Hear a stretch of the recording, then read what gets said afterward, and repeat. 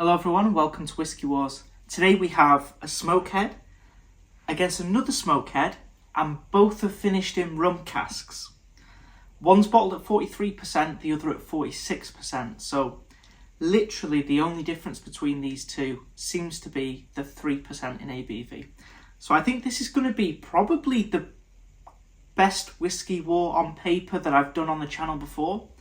So let's open and pour these whiskies. Now I have reviewed on their own both of these whiskies in the past. If you'd like to check those out, I strongly recommend you do so, because the Smokehead Rum Riot is a recent purchase for me. I bought it in Germany. It's a travel exclusive. I recently did a neck pour video on this whiskey, so it's well worth a watch. I spend a little bit more time going more in depth into this whiskey. The Rum Rebel, I actually had another sample of this, which I think it was in December 2021. So yeah, this channel's been going for a few years now. I did a different whiskey every day, but they were all samples. And this is the second sample that I've picked up. I really recommend you go back and watch the two, because they were both my first impressions of both of these whiskies, and they give you completely different emotions. And I recently went back and watched both of them, and the emotions are really impressive actually, because you would think there's not much difference. There's not much difference between these two whiskies, but there really is. So I'm excited to tell you more about them. Now, why did I pick up the Rum Riot? Well, I've never seen it in the UK market, and this whiskey I loved when I had this sample. I always wanted to buy a bottle, but it was around £55 in the UK. Now for me, there's a lot of whiskies that I'd like to try, so I've got to really narrow it down. So I never went for this. I was recently in Germany, and this came up, and for a second I thought it was this, and so I got really excited, and it was €35, which is about £28 in the UK, so half the price of that. So I immediately added it into my cart. I realised before I bought it, it was different, because then I saw the Rum Rebel on the same website for around €12 more. But I thought, you know what, I'll buy it because I love this one so much. 3% less than ABV for that extra saving, totally worth it. Let's see if it was. Okay, so on the nose, this is going to be very smoky. Very smoky, very peaty, very earthy. But those rum casks, and I believe the Caribbean rum casks, they are so evident on the nose. But I love that. I love it when a cask really imparts its flavour on a whiskey. The nose is really quite nice, but it's very, very funky. It's dirty and earthy, and it's not the sort of rum cask finish I think a lot of people would expect. You can pick up the rum cask in sense of those tropical fruits. You can pick up somewhat of a mango, somewhat of a papaya, but it's really not sweet. And that's the strange thing about this whiskey.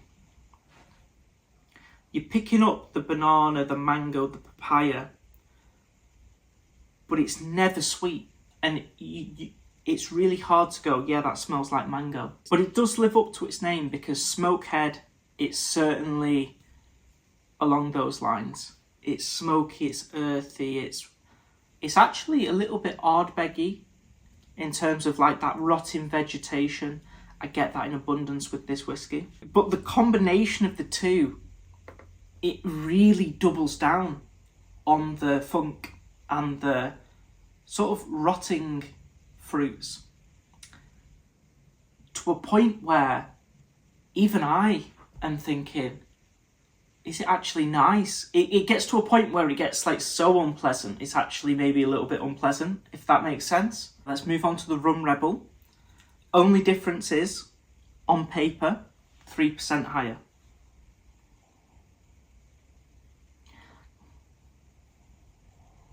it's so different. I knew it was different when I tried this, even though it had been 2 years. Yeah, it's very different. This is the most confusing whiskey war that I've ever done. Really confuses me. It's as if the actual casks are different because the flavour's so different. The Rum Rebel actually gives you more of those tropical fruits that are actually sweet, and you actually smell them for what they are. So you get pineapple and mango on the nose here. But you get a lovely charred wood, a barbecue, maybe some plantains, you know, fried, that fried banana-y type of smell. But the sweetness to it, it's a bit more lively, a little bit more wood spice. Whereas I think the Rum Riot, it's not wood spice and it's not lively, it's wet, rotting wood. So it really brings the overall mood down. I can't believe how different these are. The Rum Riot is far more earthy and smoky than the Rebel. Okay, let's get stuck into the taste. If you like this video so far, please do click the like button down below. But most importantly, if you haven't already, please do click that subscribe button. It really helps the channel out. So thank you. Very salty. Honestly, this reminds me so much of Ardbeg. It's so salty, but so earthy. And I get decomposing vegetation, like leaves, mud, earth, soil. With just a little bit of that rum cask, but it doesn't give it a sweetness. It actually gives it more of a decomposing nature. Onto the Rum Rebel.